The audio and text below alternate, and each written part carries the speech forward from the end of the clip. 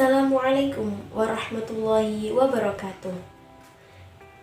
في هذه الفرصة اسمي رائحة ناجية.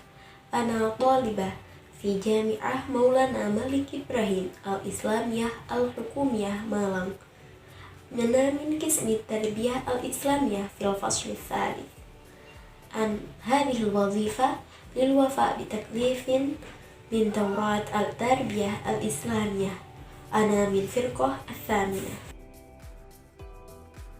طيب، في هذه الفرصة الثامنة أنا من فرقة الثامنة سنشرح لكم عن المناقشة تحت الموضوع مفهوم الطالب وخصائصه من وجهة نظر التربية الإسلامية.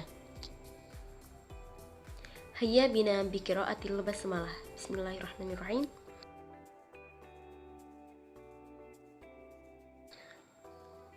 نعم، أولا خلفية التعليم ظاهرة إنسانية أساسية لها أيضا خصائص بناءة في حياة الإنسان.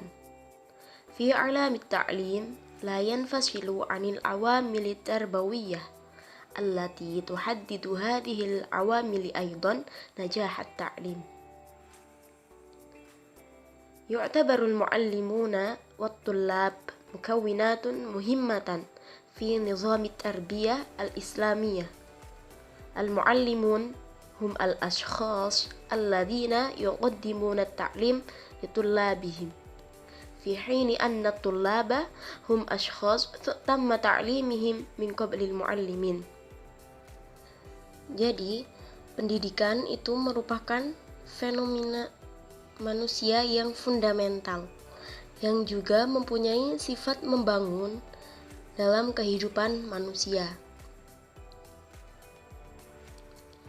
Jadi pendidikan itu merupakan fenomena, yaitu gejala atau hal-hal yang manusiawi yang bersifat dasar, di mana pendidikan itu mempunyai sifat yang membangun dalam kehidupan manusia. Artinya di sini manusia itu dapat berkembang dengan adanya pendidikan. Dan di dalam dunia pendidikan itu tidak akan lepas dari faktor-faktor pendidikan. Siapa itu faktor pendidikan? Yaitu terdiri dari faktor-faktor yang dapat mencapai pada kesuksesan. Artinya faktor-faktor pendidikan tadi itu yang menentukan akan keberhasilan suatu pendidikan. Dan apa saja faktor-faktor tersebut? Yang pertama yaitu peserta didik. Nah, anak didik itu sendiri di sini disebut sebagai bahan mentah. Kenapa disebut bahan mentah? Karena untuk menjadikan dia itu matang atau tidak jadi bahan jadi, nah itu mereka itu membutuhkan pendidik, memerlukan bimbingan untuk menghadapi kehidupan dunia yang luas.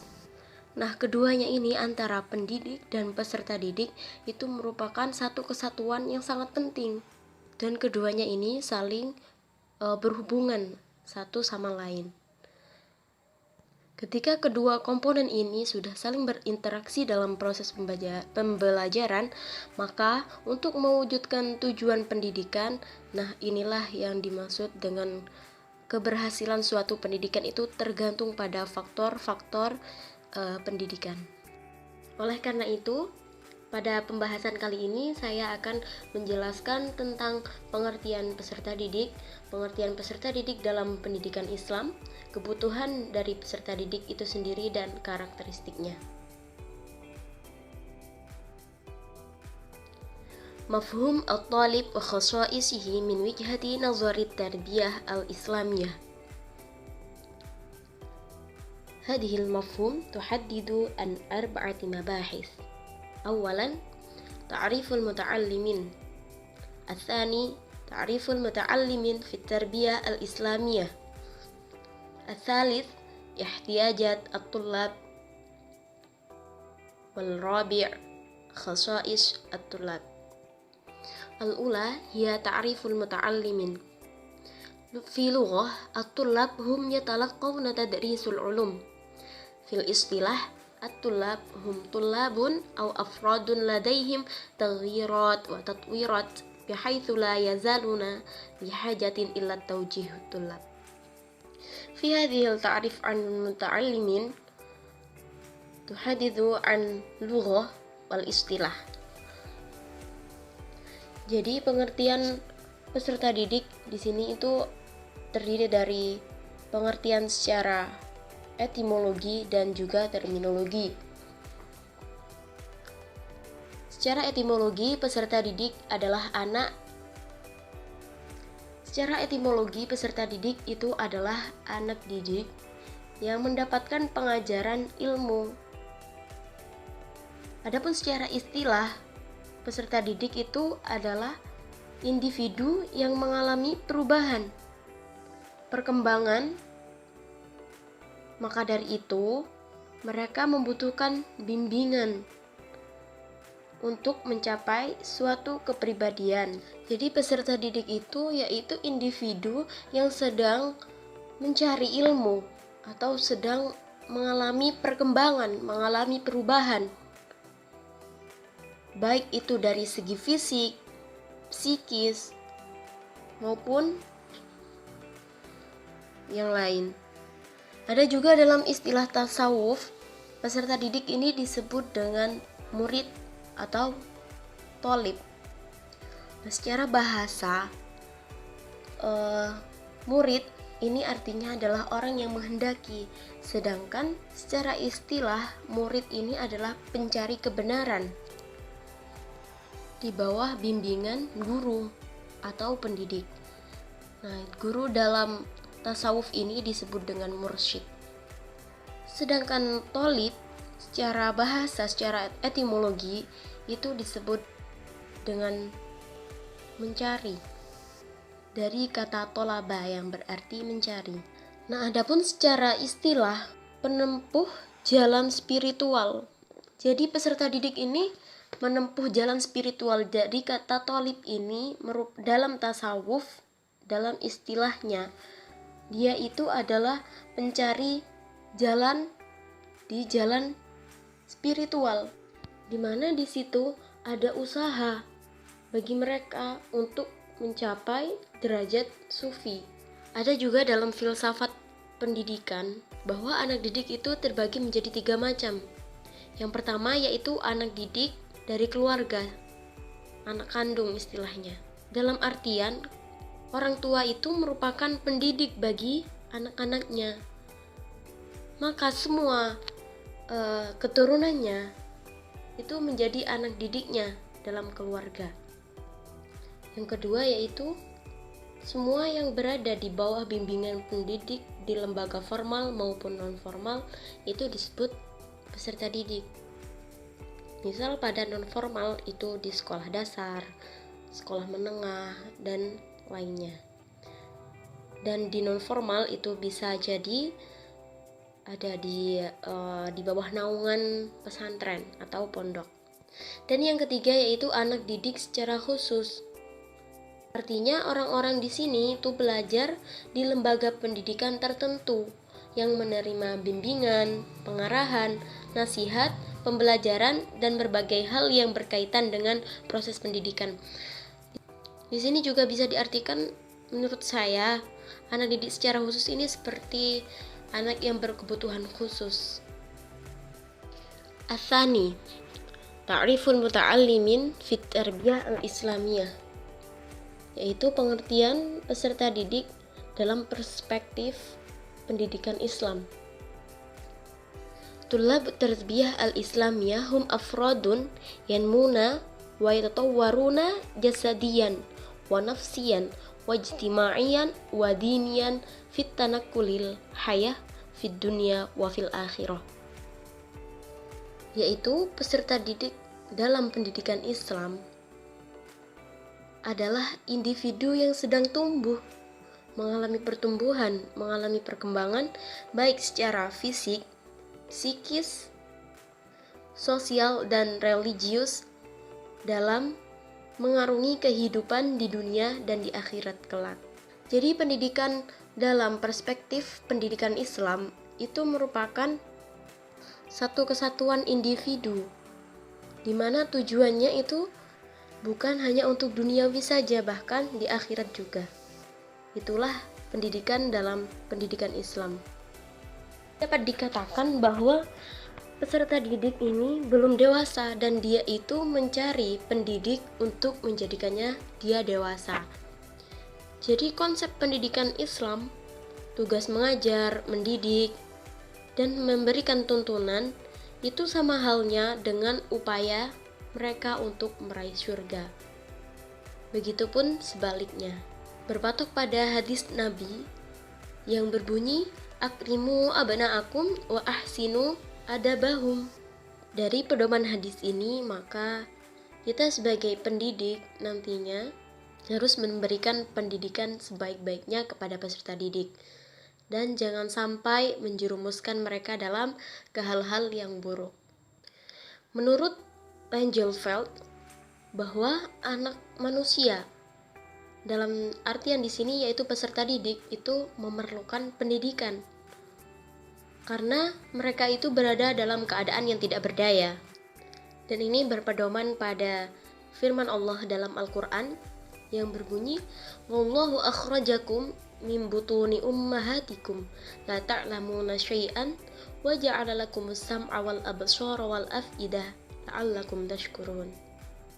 Al-ayah An-Nahl 78, yang artinya Allah mengeluarkan kamu dari perut ibumu dalam keadaan tidak mengetahui sesuatu apapun, dan Dia memberi kamu pendengaran, penglihatan, dan hati agar kamu bersyukur. Dalam konteks di atas, berarti peserta didik ini merupakan individu yang dilahirkan dalam keadaan lemah, sedangkan alam di sekitarnya itu akan memberikan warna kehidupan pendidikan bagi peserta didik. Jadi fitrah mereka itu, atau mereka dilahirkan dalam keadaan suci, fitrahnya. Fitrah di sini itu merupakan potensi atau pembawaan, dan lingkunganlah yang nanti akan menentukan bagaimana perkembangan seorang individu atau peserta didik tadi. Dasar-dasar pendidikan agama itu harus ditanamkan sejak peserta didik itu masih usia muda, karena kalau tidak demikian kemungkinan mengalami kesulitan untuk mencapai tujuan pendidikannya. Seperti dalam hadis, al-ilmu fi shighari kan naksi 'alal hajari wal ilmu fil kibari kan naksi 'alal ma'i. Jadi menuntut ilmu di waktu kecil bagaikan mengukir di atas batu. Mungkin tidak mudah karena kemudahan mereka dalam mempelajari sesuatu. Maka seperti mengukir di atas batu, mereka akan selalu teringat di memorinya. Sedangkan al-ilmu fil kibari, mempelajari ilmu di waktu besar, bagaikan mengukir di atas air. Karena ketika kita melukis di atas air, maka akan cepat hilang memori itu. Nah, dengan demikian, maka agar pendidikan Islam dapat berhasil dengan sebaik-baiknya, haruslah menempuh jalan pendidikan yang sesuai dengan perkembangan peserta didik. Seperti dalam hadis, khatibun nas ala qulubihim, yang artinya berbicaralah kepada orang lain sesuai dengan tingkat perkembangan akalnya. Ihtiyajatut tullab tuhaddidu ithnani hajah. Al-awwal al-ihtiyajat al-jismiyah, al-thani al-ihtiyajat al-ruhiyah. Ihtiyajat jismiyah hiya ihtiyajat tata'allaquna bil jisim zahir, bal ihtiyajat al-ruhiyah hiya ihtiyajat tata'allaquna bir ruh au batin. Jadi peserta didik itu memerlukan kebutuhan, dan kebutuhan tersebut harus dipenuhi. Ketika kebutuhan peserta didik itu telah terpenuhi, maka tujuan dari pendidikan juga akan terpenuhi. Yang pertama yaitu kebutuhan fisik. Peserta didik pada usia 0-7 tahun itu masih mengalami masa anak-anak. Jadi kebutuhannya itu harus seperti anak-anak. Kebutuhan ketika masa anak-anak itu perlu apa saja? dia juga perlu bermain dan belajar, nggak serius-serius terus, mereka juga butuh bermain. Maka pada masa ini itu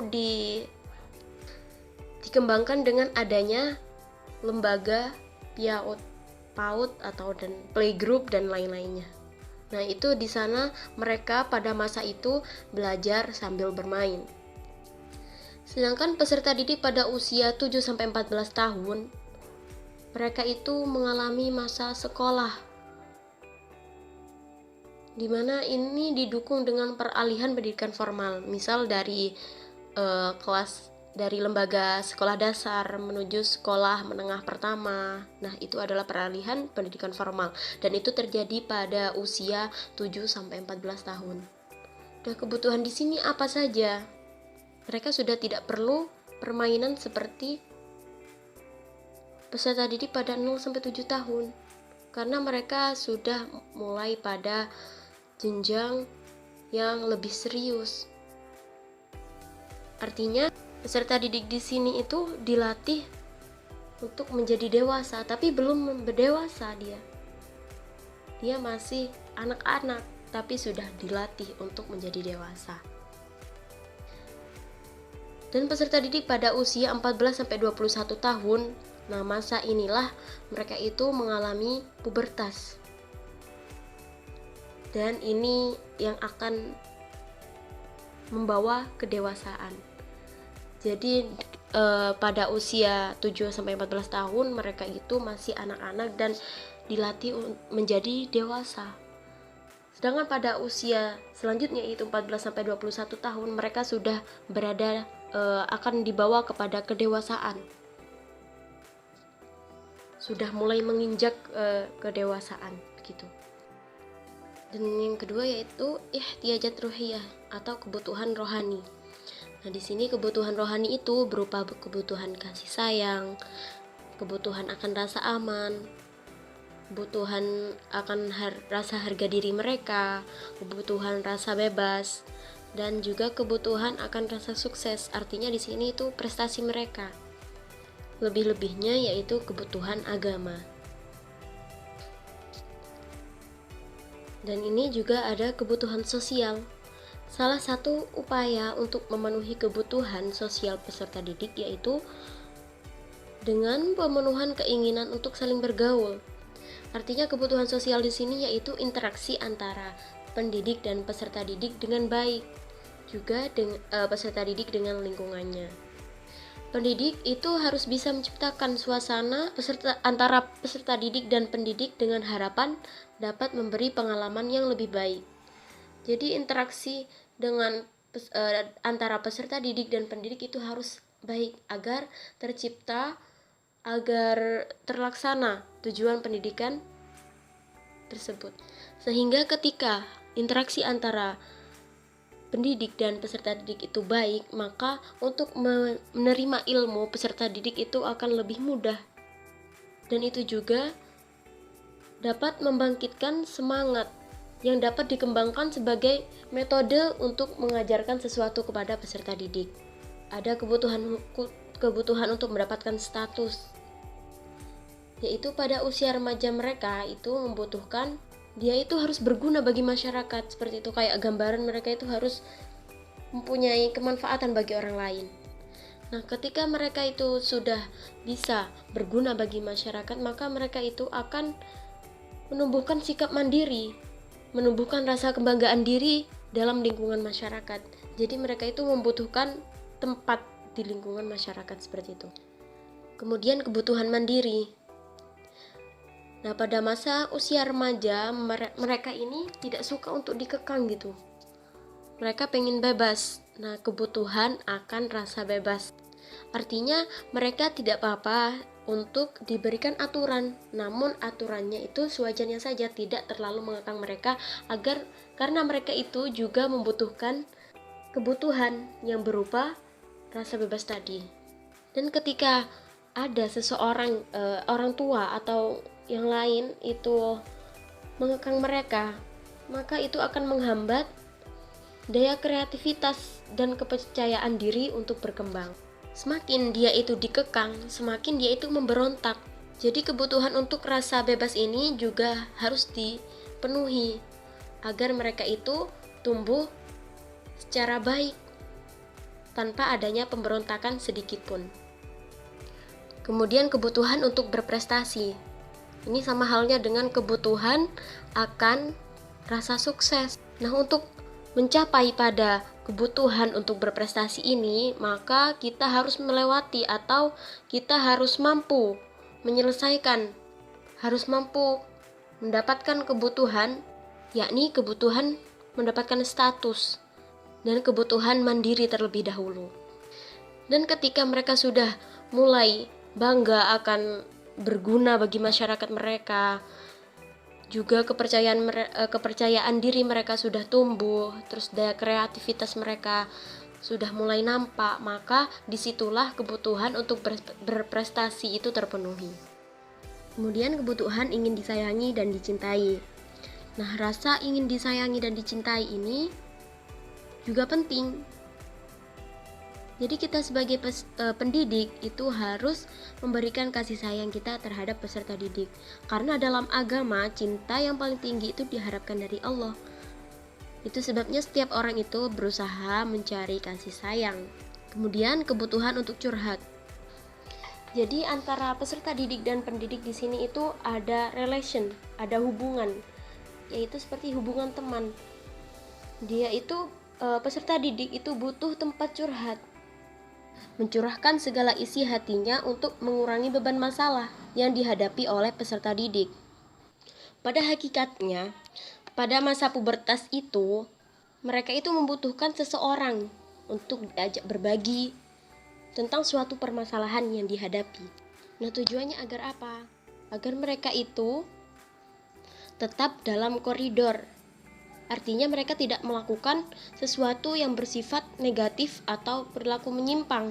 Ketika mereka sudah mencurahkan segala isi hatinya, kemudian ada nasihat dari yang ia curhati, maka dia akan merasa tenang dan tidak akan melakukan perilaku yang negatif. Ada juga kebutuhan untuk berfilsafat. Artinya di sini peserta didik itu mulai tertarik untuk mengetahui tentang kebenaran tentang sesuatu. Hakikat dari sesuatu itu apa sih? Dan mereka memiliki keingintahuan yang kuat. Makanya mereka itu membutuhkan untuk berfilsafat itu tadi. Yang terakhir yaitu kebutuhan intelektual. Setiap peserta didik itu memiliki minat, bakat yang berbeda untuk mempelajari suatu ilmu pengetahuan. Maka kita sebagai peserta didik itu harus bisa memetakan apa sih minat anak ini, apa sih minat anak itu, dan kita harus bisa mewadahi.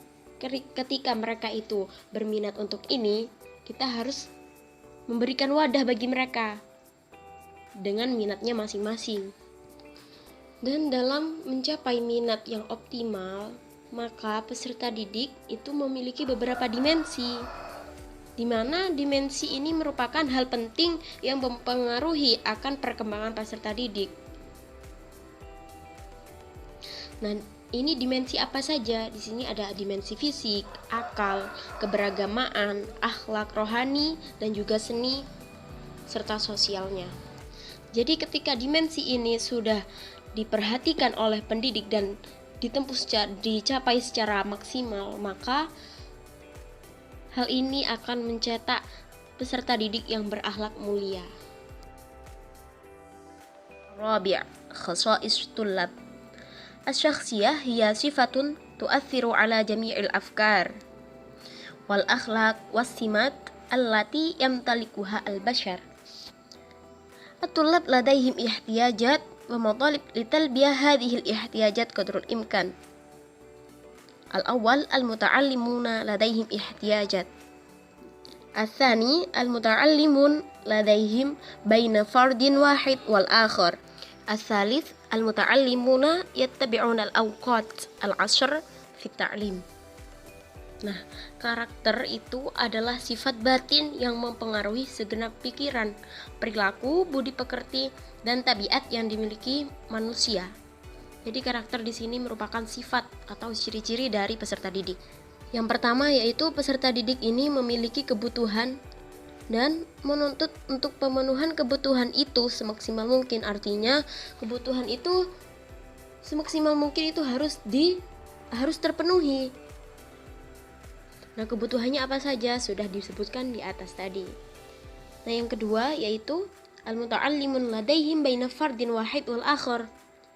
Jadi terdapat perbedaan antara peserta didik yang satu dengan peserta didik yang lain, baik itu dari in maupun dari X, artinya faktor dari dalam maupun dari luar, meliputi jasmani, intelijensi sosial, dan lingkungan yang mempengaruhinya. Nah, sesuai dengan hakikat manusia. Nah, peserta didik ini sebagai makhluk monopluralis. Maka pribadi peserta didik itu walaupun terdiri dari banyak segi, maka artinya peserta didik ini meskipun terdiri dari berbagai macam, berbagai segi, tetapi mereka itu berbeda antara satu sama lain, dan perbedaan inilah yang menjadi satu kesatuan jiwa raga. Artinya ada cipta, rasa, dan karsanya. Itu dari situ. Yang ketiga yaitu al-muta'allimun yattabi'una al-awqat fit ta'lim. Jadi peserta didik itu mengikuti periode-periode perkembangan tertentu dalam pendidikan. Jadi bagaimana proses pendidikan itu dapat disesuaikan dengan pola, tempo, perkembangan peserta didik. Nah, kemampuan peserta didik itu tergantung dari usia dan periode perkembangannya. Dan di sini mengikuti periode perkembangan. Nah, itu bagaimana proses pendidikan itu dapat disesuaikan dengan perkembangan peserta didik.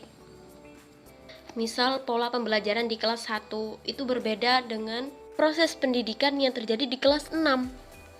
Nah, itu mengikuti periode-periode perkembangannya. Jadi harus stuck.